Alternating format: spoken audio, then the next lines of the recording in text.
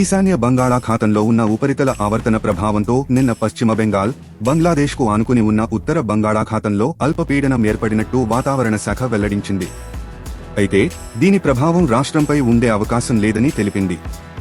వచ్చే 2 రోజుల్లో ఇది పశ్చిమ వాయవ్యంగా పశ్చిమ బెంగాల్, జార్ఖండ్ మీదుగా పయనిస్తుందని పేర్కొంది. మరోవైపు ఒడిశా మీదుగా తూర్పు, పడమరగా కొనసాగుతున్న ఉపరితల ద్రోణి ప్రభావంతో నిన్న కోస్తాలో పలుచోట్ల తేలికపాటి నుంచి ఓ మోస్తరు వర్షాలు పడగా, రాయలసీమలో చెదురుమదురుగా వర్షాలు కురిశాయి.